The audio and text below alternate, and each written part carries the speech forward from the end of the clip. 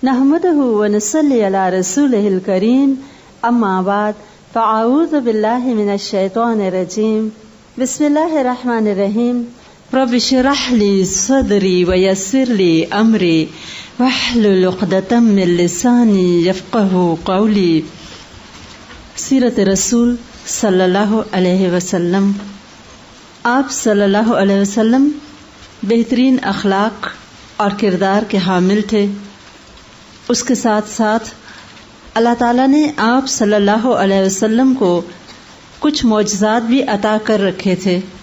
ان میں سب سے بڑا معجزہ تو قرآن مجید ہے، ایسا کلام جس نے سب کو لاجواب کر دیا تھا، اور عرب اپنے تمام فصاحت کے باوجود اس کلام کے آگے اپنے آپ کو بے بس پاتے اور اس جیسی کوئی چیز پیش نہ کر سکتے. جیتا جاگتا ایک معجزہ ان کے سامنے تھا، اور اس کے علاوہ بھی اللہ تعالیٰ نے آپ صلی اللہ علیہ وسلم کو دیگر کئی معجزات عطا فرمائے تھے، جس کا مشاہدہ صحابہ کرام نے وقتاً فوقتاً کیا، اور ان میں سے چند معجزات کے بارے میں ہم دیکھیں گے. ابھی آپ صلی اللہ علیہ وسلم کے بارے میں ملتا ہے کہ کبھی کبھی جب پانی کی شدید قلت ہوتی، اور عموماً جبکہ سفر کے دوران صحابہ کرام ہوتے، عرب کا ریگستان، خشک علاقے اور بیک وقت کئی 100 لوگ آپ کے ساتھ ہوتے. ایسے میں مختلف اوقات کے بارے میں ہمیں پتہ چلتا ہے کہ آپ صلی اللہ علیہ وسلم کے ذریعے اللہ تعالیٰ نے ناممکن کو ممکن کیا، اور آپ کی انگلیوں مبارک سے پانی کے چشمے بہنے لگے. اس کے بارے میں حضرت جابر رضی اللہ تعالی عنہ سے منقول ہے، صحیح مسلم کی روایت ہے. وہ کہتے ہیں ہم غزوہ ذات الرقاع میں ایک وادی میں سے گزر رہے تھے. آپ صلی اللہ علیہ وسلم نے وضو کے لیے پانی طلب فرمایا. حضرت جابر رضی اللہ تعالی عنہ فرماتے ہیں سارے لشکر میں ایک قطرہ پانی نہ ملا، لہٰذا آپ صلی اللہ علیہ وسلم کے حکم سے جابر رضی اللہ تعالی عنہ ایک انصاری کے پاس پہنچے جو آپ صلی اللہ علیہ وسلم کے پینے کا پانی رکھا کرتے تھے. وہاں بھی دیکھا تو ایک پرانی سی مشک تھی، اور اس کے دھانے پہ صرف ایک قطرہ پانی کا تھا. یہی ایک قطرہ تھا جو سارے لشکر میں پانی کا موجود تھا. آپ نے حکم دیا وہی لے آؤ. جابر رضی اللہ تعالیٰ عنہ فرماتے ہیں کہ میں وہ لے آیا. پھر آپ نے ایک لکڑی کا بڑا سا پیالہ منگوایا. آپ نے اس بڑے پیالے میں اپنی انگلیاں مبارک پھیلا دیں، اور جابر رضی اللہ تعالی عنہ نے حکم کے مطابق بسم اللہ کہہ کے وہ قطرہ آپ صلی اللہ علیہ وسلم کے ہاتھ مبارک پہ ڈالا. اور وہ کہتے ہیں میں عینی گواہ ہوں کہ آپ کی انگلیوں سے پانی کے فوارے پھوٹ پڑے، اور اتنا پانی نکلا کہ وہ بڑا پیالہ پانی سے بھر گیا، اور پانی اس کے اندر چکر کاٹنے لگا. سب کو بلایا گیا، سب نے باری باری اس سے پانی حاصل کیا، اور جب آپ صلی اللہ علیہ وسلم نے اپنا ہاتھ اٹھایا تب بھی وہ پانی سے بھرا ہوا تھا. اسی طرح بخاری کی روایت میں جابر بن عبداللہ رضی اللہ تعالی عنہ فرماتے ہیں کہ حدیبیہ کے سفر کے دوران ایسے ہوا کہ پانی کا صرف ایک کوزہ رہ گیا. مسلمان اسے دیکھ کے ٹوٹ پڑے. آپ صلی اللہ علیہ وسلم نے پوچھا کیا بات ہے؟ لوگوں نے بتایا کہ نہ وضو کے لیے پانی ہے اور نہ ہی پینے کے لیے، بس یہی ایک کوزہ ہے، اس لیے ہر ایک کی کوشش تھی کہ اس میں سے کچھ حاصل کر لے. آپ صلی اللہ علیہ وسلم نے اسی کوزے میں اپنا ہاتھ رکھا، اور آپ صلی اللہ علیہ وسلم کی انگلیوں سے پانی پھوٹ پڑا. تمام لشکر اس سے سیراب ہوا، سب نے وضو بھی کیا. اور جابر رضی اللہ تعالی عنہ نے سالم بن ابی جعد رضی اللہ تعالیٰ عنہ کے سوال پہ بتایا کہ اس وقت ہم 1500 لوگ تھے حدیبیہ کے سفر میں، اور وہ کہتے ہیں کہ اتنا پانی تھا کہ اگر 1,00,000 لوگ بھی ہوتے تو وہ پانی سب کے لیے کافی ہوتا.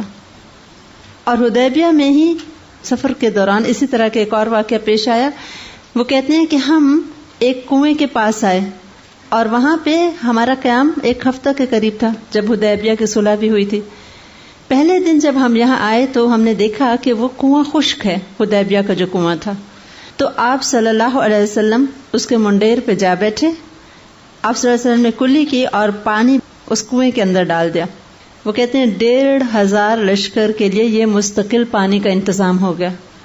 اور وہ کہتے ہیں کہ اتنا پانی اس کنویں میں آیا کہ وہ باہر کو ابل پڑا، اور جو آخری شخص تھا ہم میں سے وہ چادر لے کے بھاگا کہ کہیں میں پانی میں ڈوب نہ جاؤں، اور پھر وہ پانی بہہ نکلا، یعنی کنویں سے بھی ابل کے باہر آ گیا، ایک خشک کنواں. اس طرح پانی کے اور بھی کچھ واقعات ملتے ہیں۔ عمران بن حسین رضی اللہ تعالیٰ عنہ روایت کرتے ہیں کہ ہم سفر میں تھے، یہ سفر تبوک کی جانب تھا۔ صبح کی نماز دن چڑھے پڑی گئی کیونکہ سب کے سب سوتے رہ گئے تھے۔ کہتے ہیں میں آپ صلی اللہ علیہ وسلم سے آگے آگے چل رہا تھا، آپ کے حکم کے مطابق۔ ہم سب کو شدید پیاس لگی ہوئی تھی اور پانی کا دور دور تک کوئی نشان نہیں تھا۔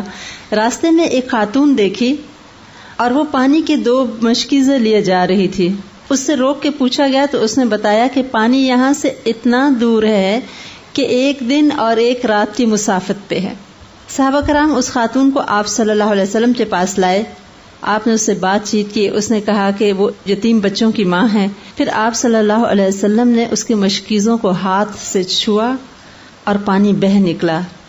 40 صحابہ جو شدید پیاسے تھے انہوں نے سیر ہو کے پیا، اور وہ کہتے تھے کہ مشکیزیں ویسے ہی بھرے کے بھرے رہے اور اتنے بھر گئے پانی سے کہ لگتا تھا کہ گویا ابھی پانی باہر نکل آئے گا ان میں سے۔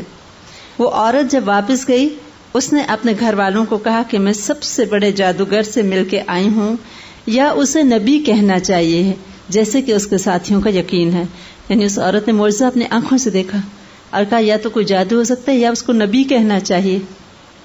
اور اس عورت کی خبر پہ وہ دور افتادہ لوگ مسلمان ہو گئے۔ اس معجزے کا اتنی دور تک اثر گیا۔ معجزات تھے تبھی تو کفار مکہ پریشان ہوتے تھے، اور کبھی کبھی آپ کو جادوگر کہتے تھے کیونکہ وہ یہ نہیں سمجھ سکتے تھے کہ اللہ تعالیٰ جس کو چاہے غیب سے اس طرح کے معجزات عطا فرما دے، اور خصوصاً انبیاء علیہ السلام کو تو معجزات عطا کیے جاتے ہیں۔ آپ صلی اللہ علیہ وسلم کے بارے میں حضرت انس رضی اللہ تعالی عنہ روایت کرتے ہیں بخاری میں کہ ایک مرتبہ نماز کا وقت آ گیا، جن لوگوں کے گھر قریب تھے وہ گھروں میں جا کے وضو کرائے، اور جو باقی رہ گئے نبی صلی اللہ علیہ وسلم کے لیے ایک پتھر کے پیالے میں پانی لایا گیا، اور وہ اتنا چھوٹا تھا کہ اس میں آپ صلی اللہ علیہ وسلم کا پورا ہاتھ مبارک پھیل نہ سکتا تھا، اور اسی پانی سے 80 سے زائد لوگوں نے وضو کیا۔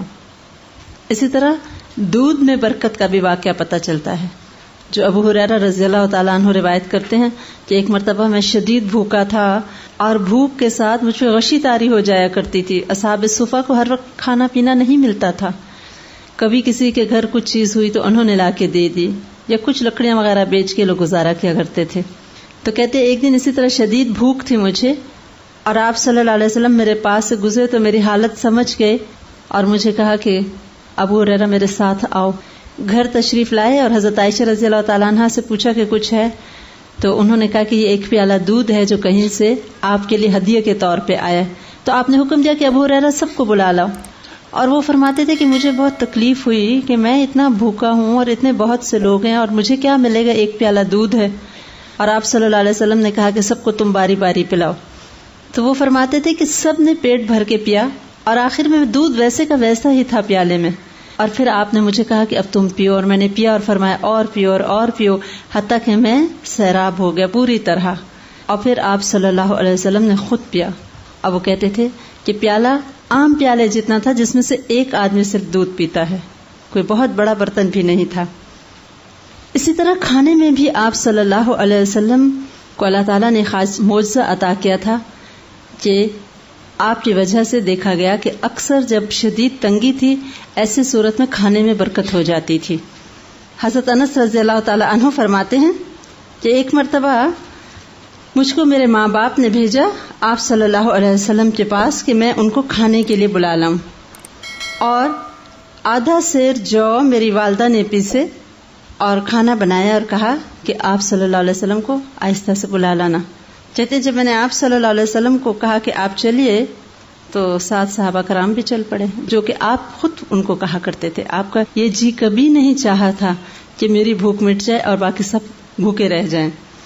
تو کہتے ہیں کہ سب آ گئے، اور اس وقت آپ صلی اللہ علیہ وسلم جب تشریف لائے تو گھی کی ایک کپی تھی جس میں بہت کم کچھ قطرے گھی تھے۔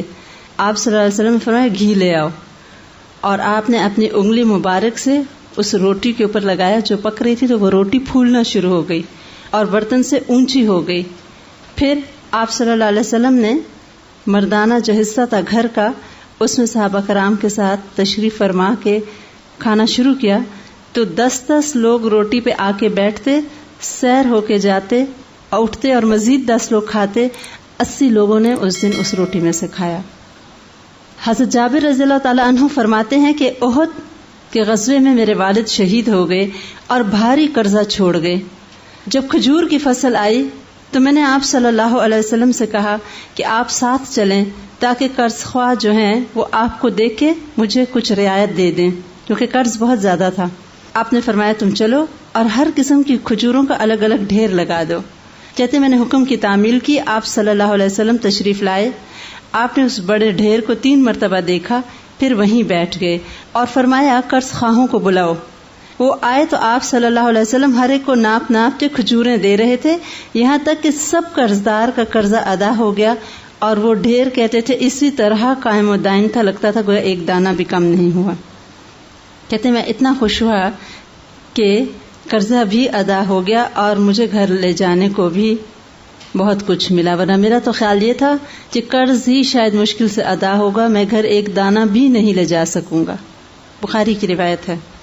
اسی طرح ایک اور روایت میں آتا ہے کہ حضرت جابر فرماتے ہیں کہ جب سب قرضداروں کو قرض ادا کر دیا تو اس کے بعد ایک یہودی آ گیا اور اس کا قرضہ 30 وسق کھجور تھا. وسق جو ہے ایک میجرنگ یونٹ ہے، جیسے ہمارے ہاں کلو وغیرہ ہوتا ہے. تو آپ صلی اللہ علیہ وسلم نے کہا کہ جو ڈھیریاں باقی ہیں انہیں یہودی کو کہا کہ تم لے لو، اور یہودی نے انکار کر دیا.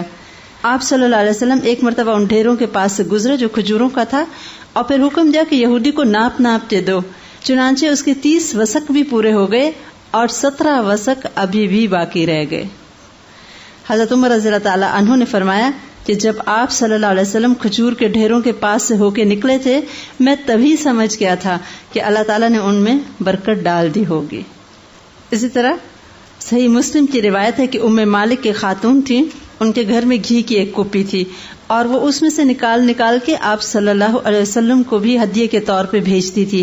اور جب ان کے بچے سالن مانگتے تھے اور سالن نہ ہوتا تو اس کپی میں سے گھی نکال کے بچوں کو بھی کھلاتی رہتی، یعنی اس کپی سے مستقل گھی نکلتا رہتا، حالانکہ اس میں بہت زیادہ وہ نہیں ڈالا کرتی تھی. کہتی اسی طرح سلسلہ جاری رہا. ایک دن ام مالک نے اس کو نچوڑ لیا کپی کو، تو پھر اس کے بعد سے کچھ بھی نہ نکلا. آپ صلی اللہ علیہ وسلم نے فرمایا کہ اگر تم اس کو نہ نچوڑتی تو ہمیشہ اس میں تمہیں گھی ملتا رہتا. پھر ابن ابی شیبہ اور احمد اور طبرانی اور ابن سعد نے خباب رضی اللہ تعالی عنہ کی بیٹی سے روایت کیا. وہ کہتی ہیں کہ ان کے والد جہاد پہ چلے گئے. آپ صلی اللہ علیہ وسلم ان کے گھر تشریف لاتے، ان کی بکری کا دودھ دوہ کے جاتے اور گھر کا سب سے بڑا برتن دودھ سے بھر جاتا. جب خباب رضی اللہ تعالی عنہ واپس آئے اور انہوں نے خود دودھ دوہنا شروع کیا تو بس اتنا ہی نکلا جتنا پہلے ہوا کرتا تھا. یعنی آپ جب دودھ دوہتے تھے تو وہ کہیں زیادہ ہوا کرتا تھا، حالانکہ جانور تو وہی تھے. اور اس سے یہ بھی پتہ چلتا ہے کہ آپ صلی اللہ علیہ وسلم کتنے عاجز مزاج تھے اور کتنا زیادہ دوسروں کا خیال رکھتے تھے، اور خصوصاً مجاہدین کے گھر والوں کا. اور ان کے وہ کام جو مرد کیا کرتے تھے ان کی خیر حاضری میں جا کے سر انجام دیتے تھے. اور پھر یہی سنت تھی جس پہ خلفائے راشدین نے بھی عمل کیا. ابو بکر صدیق رضی اللہ تعالیٰ عنہ جب خلیفہ بنے تو محلے کی یتیم بچیوں نے کہا تھا کہ اب تو آپ خلیفہ بن گئے، اب ہماری بکریوں کا دودھ کون دوہے گا؟ تو انہوں نے کہا تھا مجھے امید ہے کہ خلافت کا یہ بوجھ مجھے اس کام سے روکے گا نہیں. وہ کیوں یہ سب کرتے تھے؟ یہ سنت کی پیروی تھی. اسی طرح بخاری کی روایت ہے، ابو بکر صدیق رضی اللہ تعالی عنہ فرماتے ہیں کہ ہم لوگ ایک سفر میں تھے اور تقریباً 130 لوگ ہمارے ساتھ تھے. راستے میں ایک منزل پہ اترے تو آپ صلی اللہ علیہ وسلم نے پوچھا کہ کسی کے پاس کھانے کو کچھ ہے؟ ایک صحابی کے پاس 2 سیر کے قریب آٹا تھا، وہ گوندھ لیا گیا. اتنے میں ایک شخص ایک ریوڑ لیے ہوئے وہاں پہنچا، اس سے ایک بکری خریدی گئی. بکری کی کلیجی کو آگ پہ بھونا گیا اور تمام لوگوں میں تقسیم کیا. سب نے کلیجی کھائی اور بعد میں وہی کلیجی 2 برتنوں میں ڈالی گئی. سب کے کھانے کے بعد بھی نہ ختم ہوئی تو ہم نے باقی اٹھا کے اونٹوں کے اوپر رکھ دی کہ راستے میں پھر مزید کھائیں گے. ایک بکری کی کلیجی، 130 لوگ ہیں. کھانے پہ اثر، پانی پہ معجزہ، دودھ کا معجزہ، اسی کے ساتھ نباتات پہ بھی آپ صلی اللہ علیہ وسلم کا ایک خاص اثر ہوتا تھا. وہ مشہور واقعہ ہے جب آپ صلی اللہ علیہ وسلم مدینہ منورہ تشریف لائے تو مسجد نبوی میں ابتداء میں کھجور کے ایک تنے کے ساتھ کھڑے ہو کے آپ خطبہ دیا کرتے تھے. بعد میں جب آپ کا ممبر بن گیا تھا تو آپ نے وہ تنا چھوڑا اور ممبر پہ چڑھے خطبہ دینے. تو صحابہ کرام فرماتے تھے کہ وہ تنا رونے لگا اور آہستہ آہستہ اس کی سسکیاں بلند ہونے لگیں اور وہ بچوں کی طرح رونے لگا، جیسے بچے روتے ہیں نا زور زور سے. کہتے ہیں ہم سب نے اس کا رونا سنا. آپ صلی اللہ علیہ وسلم ممبر سے اترے، رحمت للعالمین تھے، اور درخت رو رہا تھا، آپ کی جدائی اس پہ شاک تھی. اللہ کے رسول اب میرے ساتھ نہیں کھڑا ہوا کریں گے. اب وہ ممبر پہ چلے گئے. اتنی زیادہ محبت تھی کائنات کی ہر چیز کو آپ صلی اللہ علیہ وسلم سے، اور اس کی وجہ وہ محبت تھی جو آپ کے دل میں اپنے مالک حقیقی کے لیے تھی. اور حدیث قدسی ہے کہ اللہ تعالیٰ فرماتے ہیں کہ جب کوئی بندہ مجھ سے محبت کرتے کرتے میرے قریب ہو جاتا ہے، مفہوم دے رہی ہوں، تو میں جبریل علیہ السلام کو بلاتا ہوں اور کہتا ہوں جبریل میں فلاں فلاں سے محبت کرتا ہوں، تم بھی اس سے محبت کرو. اور پھر جبریل علیہ السلام آسمانوں پہ جو رہتے ہیں یعنی ملائکہ کے بھی درمیان اعلان کرتے ہیں کہ تم سب اس سے محبت کرو، کہ اللہ تعالیٰ اس سے محبت کرتے ہیں. اور پھر ہوتے ہوتے آسمان دنیا پہ یہ محبت ٹرانسفر کی جاتی ہے حتیٰ کہ زمین والوں کے دل میں بھی ڈال دی جاتی ہے. تو انسان بے جان بھی آپ سے محبت کرتے تھے. وہ جب بہت رویا تو آپ صلی اللہ علیہ وسلم نے اس کو اس طرح پیار کیا جیسے کوئی بچے کو چپ کراتا ہے، حتیٰ کہ اس کی سسکیاں اور آہیں بند ہو گئیں. تو پھر آپ صلی اللہ علیہ وسلم نے اس کو دفن کر دیا تھا. اسی طرح آپ صلی اللہ علیہ وسلم نے فرمایا تھا کہ مکہ کے اس پتھر کو میں پہچانتا ہوں کہ جس کے پاس سے میں گزرتا تھا تو وہ مجھے سلام دیا کرتا تھا. اسی طرح ایک مرتبہ حضرت جابر رضی اللہ تعالیٰ عنہ روایت کرتے ہیں کہ ایک غزوہ میں آپ صلی اللہ علیہ وسلم کے ہمراہ تھا. میرا اونٹ پیچھے رہ گیا اور چلتا نہ تھا. آپ صلی اللہ علیہ وسلم نے مجھ سے پوچھا اونٹ کو کیا ہوا؟ میں نے کہا بیمار ہے. آپ صلی اللہ علیہ وسلم نے اونٹ کو ڈانٹا اور دعا بھی فرمائی. وہ سب سے آگے آگے چلنے لگا. آپ صلی اللہ علیہ وسلم نے مجھ سے پوچھا تو میں نے کہا کہ اب تو وہ سب سے اچھا ہو گیا ہے، کیونکہ اسے آپ صلی اللہ علیہ وسلم کی برکت میں سے ایک حصہ مل گیا تھا. یعنی ایک کمیونیکیشن تھی جو آپ صلی اللہ علیہ وسلم بے زبانوں سے بھی کرتے تھے. اور ایک اور مرتبہ آپ صلی اللہ علیہ وسلم گزرے تو ایک اونٹ آپ کو دیکھ کے بلبلانے لگا اور اس نے اپنے مالک کی زیادتی کی. آپ صلی اللہ علیہ وسلم سے شکایت کی تھی. پھر آپ صلی اللہ علیہ وسلم نے اس کے مالک کو اس بات پہ چیک کیا تھا کہ بے زبانوں سے بھی اچھا سلوک کرو. اسی طرح بہقی میں ایک روایت ہے، ایک صحابی فرماتے ہیں میں آپ صلی اللہ علیہ وسلم کے پاس تھا اور میری اونٹنی بہت ہی کمزور اور دبلی تھی اور سب سے پیچھے پیچھے چلتی تھی. آپ صلی اللہ علیہ وسلم نے اس کو چابک لگائی اور فرمایا اللہم بارک لہو فیہا. کہتے ہیں وہ تو ایسی تیز ہو گئی کہ مجھے اس کی لگام سنبھالنا مشکل، اور وہ سب سے آگے آگے چلتی اور میرے لیے اس کو روکنا اتنا مشکل ہو گیا کہ مشکل سے میں نے اس کو قابو کیا. اس کے بعد 10 بچے اس نے جنے. اتنی برکت دعا سے ہوئی کہ تیز بھی ہو گئی اور اتنے بچے اس نے جنے. اسی طرح ایک اور روایت ہے کہ سفینہ رضی اللہ تعالی عنہ سے جو آپ صلی اللہ علیہ وسلم کے آزاد کردہ غلام تھے، وہ روایت کرتے ہیں کہ انہوں نے سمندر کا سفر کیا. کشتی ٹوٹ گئی اور ایک تختے پہ بہتے بہتے وہ ایک ساحل پہ جا پہنچے جس کے ساتھ ہی جنگل تھا. اس جنگل میں سے ایک شیر نکل کے میری طرف آیا. میں نے کہا او شیر، میں رسول اللہ صلی اللہ علیہ وسلم کا غلام ہوں. شیر یہ سن کے دم ہلانے لگا اور میرے برابر چلتا چلتا اس نے مجھے راستے پہ ڈالا اور وہ دھاڑتا ہوا واپس پلٹا گویا مجھے رخصت کر رہا ہو. آپ صلی اللہ علیہ وسلم تو تھے ہی نبی، آپ کے غلاموں کی بھی عزت جانور کرتے ہیں. اور ایک اور روایت ہے بخاری کی کہ آپ صلی اللہ علیہ وسلم کے پاس ایک چرواہا آیا تھا اور اس نے ایک پوری کانورسیشن سنائی تھی کہ ایک بھیڑیا بھی بول اٹھا تھا آپ صلی اللہ علیہ وسلم کی نبوت کے بارے میں. اور وہ سن کے پھر وہ چرواہا مدینہ منورہ آیا تھا اور اس نے اسلام قبول کیا تھا. اس کے ساتھ ہم دیکھتے ہیں کہ چاند پہ بھی آپ صلی اللہ علیہ وسلم کے معجزے کا اثر نظر آیا. اور شق القمر کا واقعہ مکہ معظمہ میں پیش آیا تھا، جبکہ بہت زیادہ مکہ والے اصرار کرتے تھے ہمیں معجزہ دکھائیں. اور پھر اس کے بارے میں ابن مسعود رضی اللہ تعالیٰ عنہ روایت کرتے ہیں کہ آپ صلی اللہ علیہ وسلم کے عہد مبارک میں چاند 2 ٹکڑے ہو گیا تھا. ایک ٹکڑا پہاڑ کے ادھر اور دوسرا دوسری جانب تھا، اور آپ صلی اللہ علیہ وسلم نے پہلے انگلی سے اشارہ کیا تھا اور پھر وہ 2 ٹکڑے ہوا تھا. اور پھر آپ نے فرمایا تھا دیکھو گواہ رہنا. اور بعد میں جو قافلے والے دور سے آ رہے تھے انہوں نے بھی آ کے گواہی دی تھی، ہم نے بھی دیکھا رات کو چاند 2 ٹکڑے ہوا. یعنی یہ نہیں تھا کہ صرف مکہ والوں کی ہی نگاہ میں وہ ٹوٹا تھا، وہ ایکچولی ٹوٹا تھا اور دور دور تک دیکھا گیا تھا.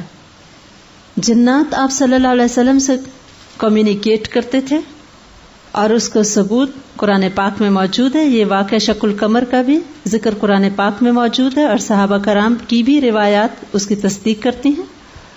اور جن آتے تھے آپ صلی اللہ علیہ وسلم سے باقاعدہ تعلیم لیتے تھے.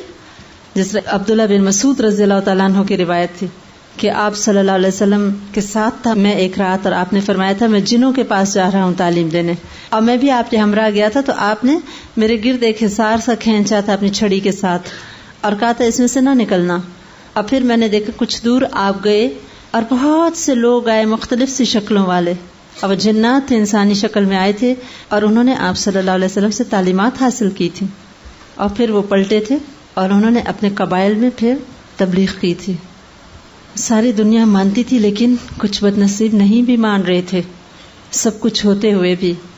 لیکن ہمارے لیے یہ باتیں ایمان کو اور بڑھاتی ہیں. محبت اور آپ صلی اللہ علیہ وسلم کی عظمت دل میں اور بھی آتی ہے. آپ صلی اللہ علیہ وسلم کے پاس ایک غیبی تائید تھی، لیکن اس کے باوجود آپ بالکل ایک بشر کی طرح دنیا میں رہے. یہ تمام معجزات انتہائی ضرورت کے وقت صرف آپ صلی اللہ علیہ وسلم نے ظاہر کیے. ورنہ عام حالات میں ہم سب جانتے ہیں مدینہ منورہ میں کیا تنگی تھی کہ ایک مرتبہ حضرت فاطمہ رضی اللہ تعالیٰ عنہ ایک روٹی کا ٹکڑا آپ کے پاس لائیں. جانے جی بابا جان اتنے وقت کے فاقے کے بعد تھوڑی سی روٹی ملی تو جینا چاہا کہ سارا ہم کھا جائیں، کچھ آپ کے لیے بھی لائی ہوں. تو آپ صلی اللہ علیہ وسلم نے بھی جواب میں کچھ اس طرح فرمایا تھا کہ بیٹی میں بھی اتنے وقت کے فاقے سے ہوں. اور پھر اسی طرح ایک مرتبہ آپ صلی اللہ علیہ وسلم اپنے صحابی حضرت ایوب انصاری رضی اللہ تعالیٰ عنہ کے باغ میں گئے تھے تو وہ لپک کے آگے آئے اور انہوں نے اپنے چشمے کا میٹھا پانی آپ کو دیا اور اس کے ساتھ کچھ کھجوریں دی تھیں اور پھر ایک بکری بھونی اور روٹی لے کے آئے تھے. تو آپ صلی اللہ علیہ وسلم نے روٹی پہ کچھ بوٹیاں رکھی تھیں اور کہا تھا جاؤ فاطمہ کو دے آؤ، اس کو بھی اتنے وقت کا فاقہ ہے. آپ نے کبھی بھی اپنی ذات اور گھر والوں کے لیے اس معجزے سے فائدہ نہیں اٹھایا تھا. آپ دیکھیں جب بھی ہوا تب ہوا جب شدید تکلیف دہ حالات تھے اور بہت سے لوگوں کا سوال ہوتا تھا.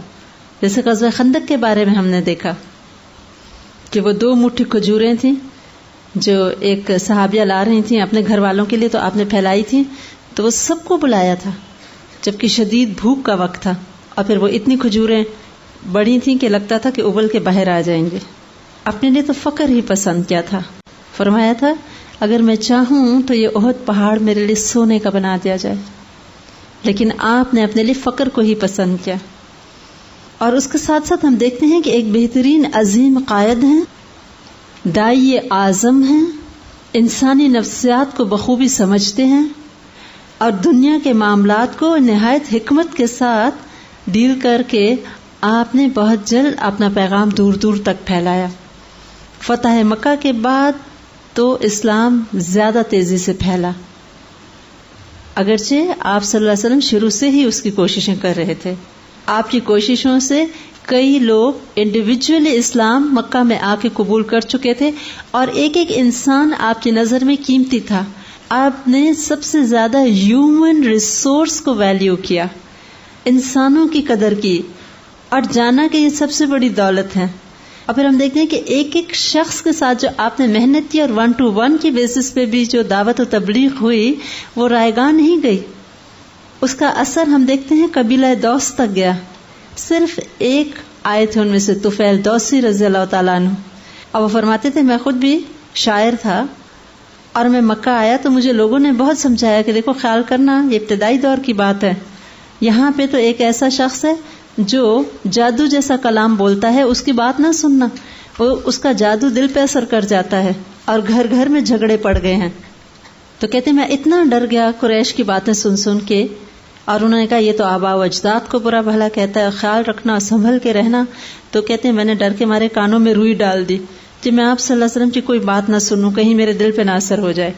اور کہتے ہیں آخر میں ایک دن خانہ کعبہ کے پاس تھا، آپ صلی اللہ علیہ وسلم وہاں کلام پڑھ رہے تھے. میں نے سوچا کہ میں اچھا بھلا سمجھدار آدمی ہوں اور پھر شاعر بھی ہوں، اگر واقعی ان کا کلام شعر ہے تو مجھے سننا چاہیے، میں ایک دم سمجھ جاؤں گا کہ یہ شعر ہے یا جادو ہے.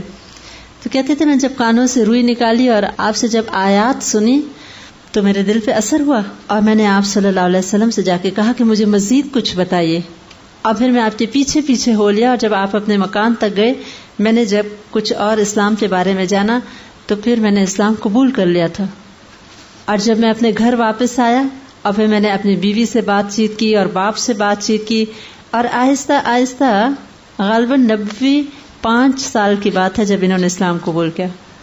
اور غزوہ خیبر کے وقت اپنے قبیلے کے 80 لوگوں کو اپنے ہمراہ لائے تھے جو اسلام قبول کر چکے تھے، صرف ان ایک شخص کی وجہ سے پورا قبیلہ مسلمان ہو گیا.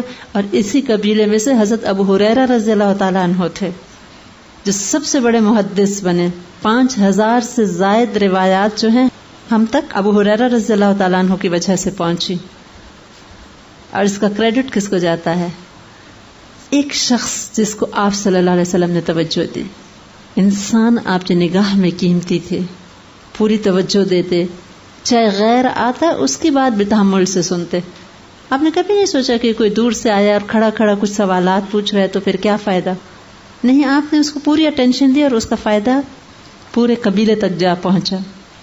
اور خاص طور پہ ہجرت کا جو 9واں سال ہے، 9th ایئر، اس کو تو عام الوفود کہا جاتا ہے، یعنی وہ سال جس میں کثرت سے وفد آئے، ڈیلیگیشنز آتے تھے. اب اسلام کا پیغام دور دور تک پہنچ رہا تھا.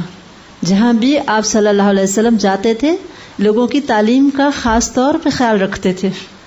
جیسے فتح مکہ کے موقع پہ آپ نے ابو ہریرہ رضی اللہ تعالیٰ عنہ اور حضرت جابر رضی اللہ تعالیٰ عنہ کو چھوڑا تھا کہ آپ لوگوں کو دین کی تعلیمات دیں، اور اس کی وجہ سے ہم دیکھتے ہیں کہ دور دور تک پیغام پہنچ رہا تھا.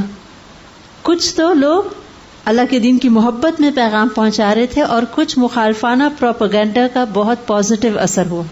وہ لوگ جو آپ کے خلاف جا جا کے اپنے قبائل اور لوگوں میں باتیں کرتے، انہی میں سے کچھ لوگ کہتے کہ آخر کیا ایسی بات ہے، جائیں ذرا دیکھیں، تصدیق کریں. اور جب وہ اس نیگیٹو پروپیگنڈا کو سن کے آتے، اسلام قبول کر لیتے تھے. لہٰذا اب وفد پہ وفد آ رہے تھے، اب ہر طرف امن تھا. اللہ تعالیٰ نے مسلمانوں کے لیے انتہائی مشکل حالات کے بعد آخرکار اب وہ حال کر دیا کہ مسلمان جہاں چاہتے جاتے اور دین کا پیغام لوگوں کو دیتے. آپ صلی اللہ علیہ وسلم خود مدینہ منورہ میں ہی مقیم رہے اور لوگ آپ کے پاس آ کے تعلیمات لیتے اور اکثریت اسلام قبول کر کے لوٹتے. تو ان میں سے چند وفود کے بارے میں آپ کو بتانا چاہوں گی. اگرچہ آئے تو بہت لوگ تھے، لیکن صرف ہمارا مقصد ان وفود کو دیکھنے کا خاص طور پہ یہ ہوگا کہ آپ صلی اللہ علیہ وسلم لوگوں کے ساتھ کیسے ڈیل کرتے تھے. ہر وفد کا کلچرل بیک گراؤنڈ، ان کی سائیکالوجی اور ان کے حالات کے مطابق آپ صلی اللہ علیہ وسلم نے ڈیل کیا. سب کو ایک لاٹھی سے نہیں ہانکتے تھے. اور یہ بات بہت اہم ہے، خاص طور پہ جو لوگ چاہتے ہیں کہ اللہ کا پیغام دنیا تک پہنچے، انہیں آپ صلی اللہ علیہ وسلم کی حکمت تبلیغ کو دیکھنا ہوگا، آپ صلی اللہ علیہ وسلم کی ڈیلنگز کو دیکھنا ہوگا، لوگوں کے ساتھ معاملات کیسے تھے. ایک وفد آیا جس کا نام سودا تھا، سواد سے.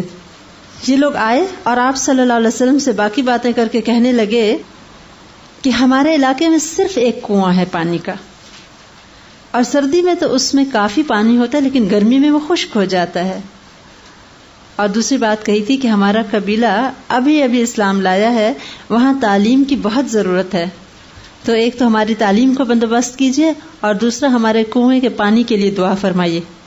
آپ صلی اللہ علیہ وسلم نے ان کو 7 کنکریاں ہاتھ میں لے کے دیں اور فرمایا جب تم جاؤ تو اپنے کنویں میں اللہ کا نام پڑھ کے ایک ایک کنکری اپنے کنویں میں ڈالتے جانا. ان میں سے ایک شخص بیان کرتے تھے کہ پھر اس کنویں میں اتنا پانی بڑھ گیا کہ پتہ ہی نہیں چلتا تھا کہ کبھی یہ خشک بھی ہوا کرتا تھا. اور بنو ثقیف میں سے سب سے پہلا شخص، بنو ثقیف آپ کو یاد ہے کون ہے؟ یہ طائف والے میں سے ایک تھا قبیلہ. آج وہی طائف والوں میں سے لوگ اسلام قبول کرنے آ رہے ہیں جنہوں نے آپ کے خلاف اتنے برے طریقے اپنائے تھے کہ آپ صلی اللہ علیہ وسلم کی زندگی کا سخت ترین دن تھا. ان میں اب جو شخص اسلامی تعلیمات لینے کے لیے آپ کی خدمت میں آیا وہ عروہ بن مسعود ثقفی رضی اللہ تعالیٰ عنہ تھے، قوم کے سردار تھے، اور یہ وہی تھے جو صلح حدیبیہ کے دوران کفار مکہ کے وکیل بن کے آپ کے پاس جاتے تھے، اور صحابہ کرام کا طرز عمل دیکھا تھا کہ آپ جو وضو کا پانی کے لیے بھی چھپٹ پڑتے ہیں، تو آ کے واپس کہا تھا کہ میں نے بادشاہوں کو بھی دیکھا ہے لیکن ایسی تعظیم اور محبت کسی کے ساتھیوں میں نہیں دیکھی جتنی کہ آپ صلی اللہ علیہ وسلم کے ساتھیوں کے دل میں آپ جو ہے۔ ان کا دل نرم ہو چکا تھا، اب وہ وقت بھی آ گیا، انہوں نے اسلام قبول کر لیا، اور انہوں نے پھر آپ صلی اللہ علیہ وسلم سے کہا کہ میری 10 بیویاں ہیں، آپ نے فرمایا 4 کو رکھو اور باقیوں کو طلاق دے دو، کیونکہ اسلام کے قانون کے مطابق ایک وقت میں ایک شخص 4 بیویاں رکھ سکتا ہے۔ اس نے جب اسلام قبول کر لیا تو آپ نے اس کو کہا کہ تم اپنی قوم میں واپس مت جاؤ، وہ تمہیں قتل کر دے گی۔ آپ صلی اللہ علیہ وسلم کی پیشن گوئیاں بھی صحیح ہوتی تھیں۔ وہ کہنے لگا کہ اللہ کے رسول صلی اللہ علیہ وسلم، میری قوم اس طرح مجھ سے محبت کرتی ہے جیسے کہ عاشق کو اپنے معشوق سے محبت ہوتی ہے۔ یعنی کیسی باتیں کر رہے ہیں آپ، میری قوم اتنی محبت کرتی ہے، مجھے قتل کر دے گی۔ اور کہنے لگا میرا جی چاہتا ہے میں واپس جاؤں اور اپنی قوم میں تبلیغ کروں۔ جب وہ واپس آئے، تبلیغ کی ابتدا کر چکے تھے، قوم کو یہ بات سخت ناگوار تھی۔ ایک دن اپنے بالا خانہ میں نماز پڑھ رہے تھے، کسی نے ایسا تیر چلایا کہ وہ شہید ہو گئے۔ اگرچہ وہ شہید ہو گئے لیکن وہ جو پیغام قوم کی کانوں تک پہنچا تھا ان کے دلوں پہ اثر ہوا۔ تھوڑے ہی عرصے بعد انہوں نے ایک وفد اپنا منتخب کیا اور آپ صلی اللہ علیہ وسلم کی خدمت میں بھیجا کہ اسلام کے بارے میں پوری واقفیت حاصل کر کے آئیں۔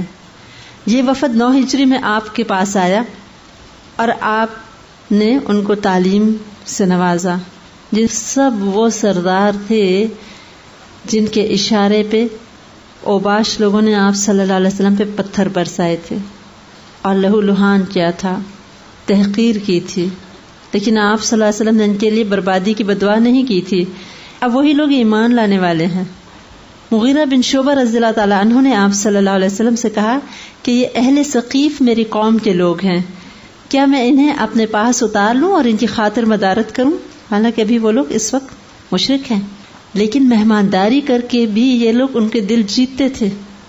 آپ نے فرمایا تھا کہ میں تمہیں منع نہیں کرتا اپنی قوم کی عزت سے، لیکن ان کو ایسی جگہ اتارو جہاں قرآن پاک کی آواز ان کے کانوں میں پڑتی رہے، کیونکہ آپ صلی اللہ علیہ وسلم اکثر غیر مسلموں کو قرآن پاک سنایا کرتے تھے۔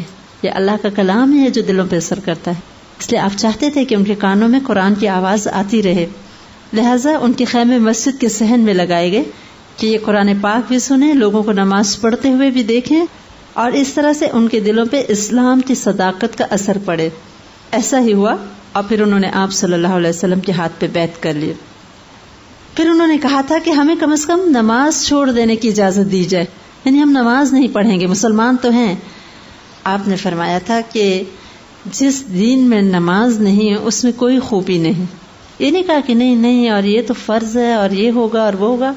کتنا انڈائریکٹ اور پیار بھرا طریقہ ہے کہ جس دین میں نماز نہیں اس میں کوئی خوبی نہیں۔ پھر انہوں نے کہا اچھا ہمیں جہاد پہ نہ بلایا جائے اور نہ ہی ہم سے زکوٰۃ لی جائے۔ آپ صلی اللہ علیہ وسلم نے شرط قبول کر لی۔ صحابہ کرام حیران ہو گئے کہ یہ کیا ہوا، بنیادی اسلام کے جو ارکان ہیں ان میں سے ایک زکوٰۃ ہے اور یہ اس سے انکار کر رہے ہیں اور جہاد سے انکار کر رہے ہیں۔ لیکن یہی آپ صلی اللہ علیہ وسلم کی حکمت تبلیغ تھی۔ آپ نے ان کو کیا فرمایا تھا کہ اسلام کے اثر سے خود ہی ہے باقی دونوں کام کرنے لگیں گے۔ اس سے یہ پتہ چلتا ہے کہ اگر کوئی تھوڑا سا اسلام کی طرف آتا ہے تو اس پہ امپوز نہیں کرنا چاہیے کہ پورا کا پورا شدت سے وہ شروع کرنے لگے۔ بہت سے لوگ اس لیے بھی اسلام سے بھاگ جاتے ہیں، ڈر کے مارے آتے نہیں کہ یہ لوگ شدت کرتے ہیں۔ آپ صلی اللہ علیہ وسلم نے دیکھا کہ جہاں کے لوگوں کے دلوں میں ابھی بہت ہچکچاہٹ ہے، ابھی ان کے اندر اتنی گنجائش نہیں ہے، تو آپ نے ان پہ بہت فورسفلی بات کو امپوز نہیں کیا، ان کی سائیکالوجی جانتے ہوئے کہا ٹھیک ہے، اور کیا کہا، آہستہ آہستہ خود ہی ان کے دل مائل ہو جائیں، اور ہوئے انہوں نے باقی دونوں کام کیے۔ انہی میں سے تو محمد بن قاسم تھے، انہی کے اولاد فاتح سندھ، موجودہ پاکستان میں اسلام کی کرنیں لانے والے ابتدا میں محمد بن قاسم تھے، جنہوں نے سندھ کے ساحل سے بہت بڑے بت گرائے تھے اور ہندوؤں کو شکست دی تھی، اور ہوتے ہوتے ملتان تک جا پہنچے تھے، اور ملتان کا شہر بھی اس زمانے میں قلعہ نما دیوار کے ساتھ اس کی حفاظت کی جاتی تھی، کیونکہ وہاں ان کا ایک بہت بڑا مندر تھا اور اس کا جو اتنا بڑا ایک بت تھا اس کے نیچے کئی من سونا دفن تھا. انہوں نے جان لڑا دی تھی کہ کسی طرح یہ نہ فتح ہوا، اور جب وہ بت توڑے گئے تو نیچے سے بے شمار سونا نکلا. یہ سب آپ صلی اللہ علیہ وسلم کی برکتیں ہیں، آپ کی مہربانیاں تھیں کہ اتنے بدترین دشمن تھے طائف والے، اور جب وہ آتے ہیں تو آپ ان کی بھی خاطر مدارت سے نہیں روک رہے، اور پھر ان کے لیے بدعا بھی نہیں کی تھی، اور ان کی اولاد نے پھر بہت بڑے کارنامے دکھائے. ابھی بھی ان کے اب سرداروں میں کچھ سختی کا ایلیمنٹ تھا، کیونکہ یہ لوگ بہت عرصے سے اپنی برائیوں پہ جم چکے تھے، ان کے لیے ایک دم سب کچھ چھوڑنا بہت مشکل تھا.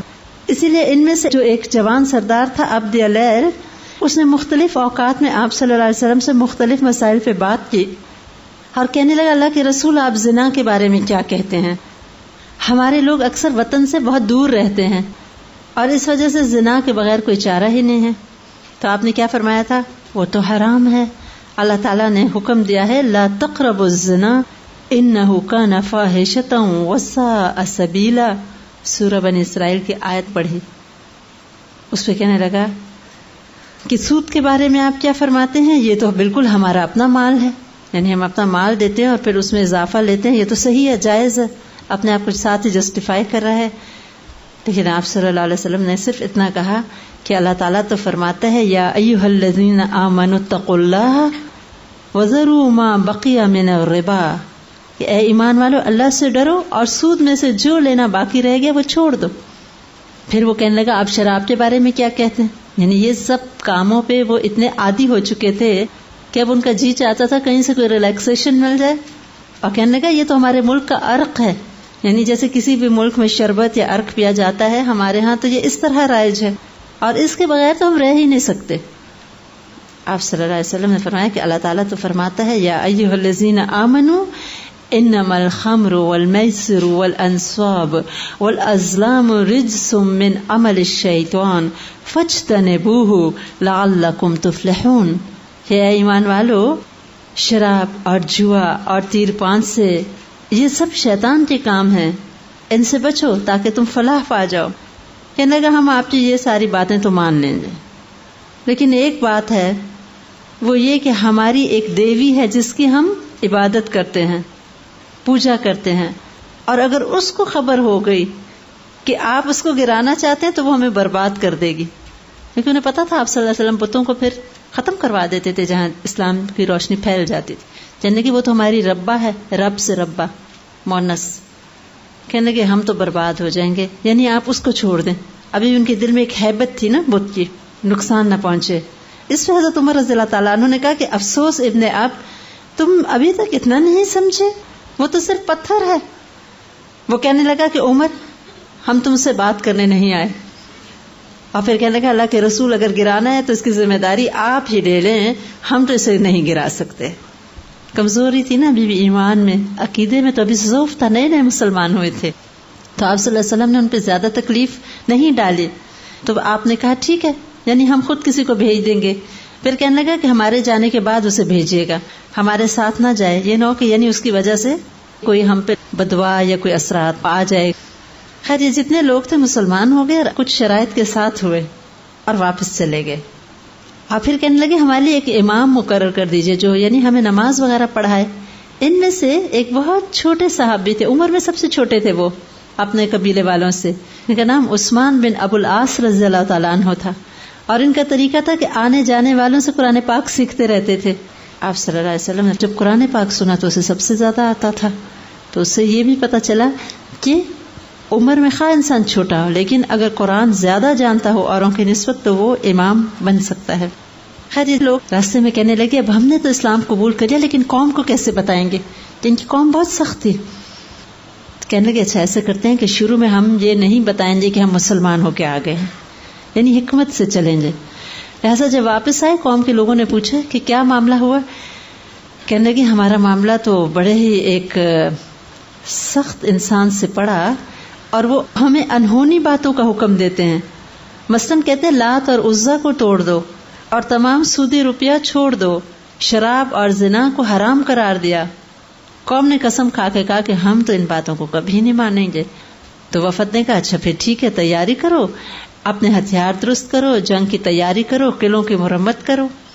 یعنی اگر ان کی بات نہیں مانتے ہو تو پھر جنگ کرو، کیونکہ وہ تو سارے عرب پہ آپ چھا چکے ہیں.